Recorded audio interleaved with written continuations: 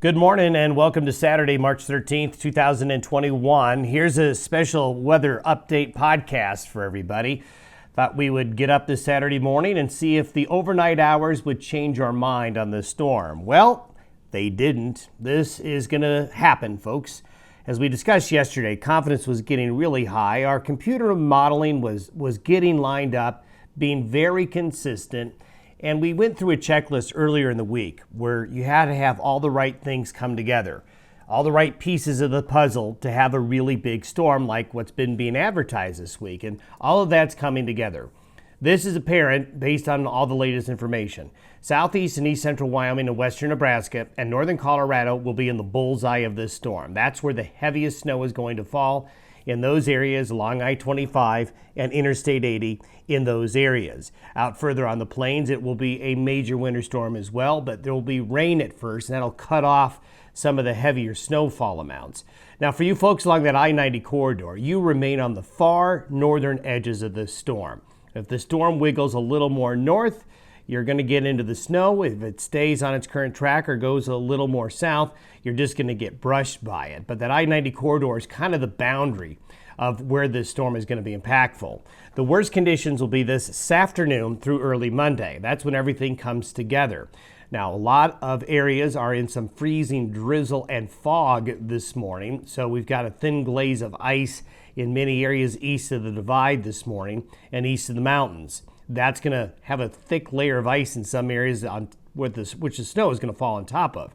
High impacts, obviously, for travel and livestock through Monday. This is a dangerous storm. Don't mess with it. Even though there's really not much going on right now at the time of this podcast here Saturday morning, things deteriorate extremely rapidly in these situations. So things can change on you. Don't test your luck if you're going to go out and drive a long way hoping to beat it, because this system is coming together. As of this morning, the upper level low was about where all the models have been forecasting it to be, just north of Page, Arizona, drifting very slowly to the Four Corners area, and that's where it is this morning. It remains cut off from the main jet stream. It's extremely well organized. A high pressure in the Gulf of Mexico. All of those pieces we've been showing you throughout the week have not changed. They're all there. So the flow of moisture from the Gulf of Mexico is coming. Now, here is a satellite and a radar image. This is a radar image just taken. So you can see, actually, you see this ring of moisture? It's right around the upper level low right here near Lake Powell. And here's that fetch of moisture coming up from the Gulf and all over the eastern plains and into here. Now, over the last couple of hours, we've had lightning strikes in northeastern Colorado and southeast Colorado and northeastern New Mexico, seeing some thunderstorms. So the instability, the lifting of the atmosphere from the low here is happening and is advertised. Now, this moisture's got to get drawn in and pulled up here like this, and that's going to be happening over the next 6 hours.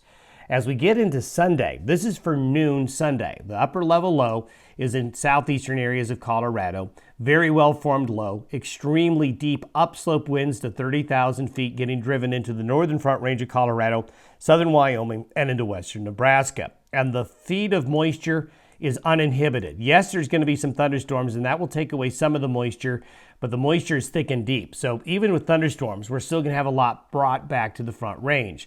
This system here will act as a kicker, so the storm will get pulled out of the area beginning very late Sunday night into Monday morning. So this is really going to be about a 42 to 48 hour event altogether. When you take a look at where the surface low pressure will be, it's going to be right in southeast Colorado, Oklahoma, Texas Panhandle area right here. And this is a pressure gradient. These are surface pressures. And you can see the lineup of the surface pressures from west to east here, and that's where the wind follows. So the upslope is very, very deep at the surface, all the way up to basically where you fly in a commercial jet, really high into the atmosphere. And if you just imagine the amount of lift that takes place from the moisture that's brought from the Gulf and the plains that are much lower in altitude and lift it to our higher altitudes here, that just generates a lot of lift and a lot of the right physics to create snowflakes, to cause precipitation, to cause the atmosphere to cool, to create the machine that these storms become.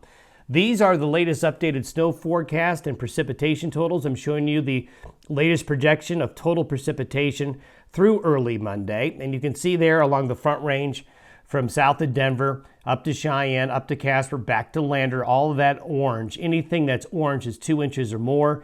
The darker red, you're getting over 3 inches. Again, this is a prediction. Notice there is less here, and I'm going to show you here on the simulated satellite why there's a little wedge here of drier air that's going to lead to less precipitation amounts there, which is too bad. This is going to be great moisture, but wish they would get a little bit more here. But look at Nebraska, and look at east central and southeastern Wyoming and the Front Range of Colorado. There's going to be a tremendous amount of water available, and when we convert that to snow, now due to the fact that temperatures aren't terribly cold, it's going to be about a 10-to-1 ratio on the plains, meaning 1 inch of water is going to mean about 10 inches of snow. It's going to start as a very wet snow, then get drier as we go on. But all the areas in blue and pink and purple are where you're going to see the snow accumulate. The purple and the gray here in southeast and east central Wyoming definitely showing the bullseye. Really, there's 2 bullseyes, and a lot of these are terrain-induced due to the higher terrain getting lifted up along the east slopes of the mountains and the foothills. We had mentioned yesterday that there's going to be a bit of a snow shadow west of the major mountain ranges. There'll be a bit of a snow shadow into Walden, a little bit of a snow shadow west of the Laramie Range and Snowy Range mountains, and the mountains. You see this hole right here in northwestern areas of Colorado where that mountain flow, that flow of air from the east, is going to take away a lot of the moisture on the eastern side of the mountain, so the western side of the mountains aren't going to get as much. Nonetheless, there's so much moisture and energy going to get over the divide, you can still see there's going to be precipitation getting into western Colorado, southwestern areas of Wyoming, and even eastern Utah as well. Wind is going to be a factor. These are the forecasted wind gusts with the storm, and we have this area of really strong winds up here in Nebraska, southeastern areas of Wyoming and the northern Colorado. You're going to have sustained winds 20 to 30, gusting 40 to 50 miles an hour or more in this area. So that will cause blizzard conditions. We're also going to have high winds blowing snow and blizzard conditions in your South Pass and also into Sweetwater County and east central parts of Sweetwater and Carmen County. This is going to be what's called a gap wind, where the wind gets pushed through the mountain terrain and the gaps in the mountain ranges. So we're going to have a lot of wind on I-80 right here with the snow as well.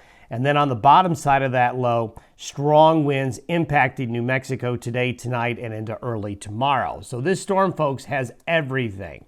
Here's the simulated satellite photo. I showed you this yesterday. This is kind of fun. This shows you what a satellite photo should look like by noon tomorrow. And as you can see, we have the long fetch of moisture getting drawn into Wyoming and Colorado. You see the curl where the upper level low is going to be, the counterclockwise spin around there.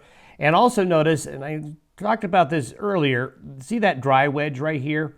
This storm is so strong.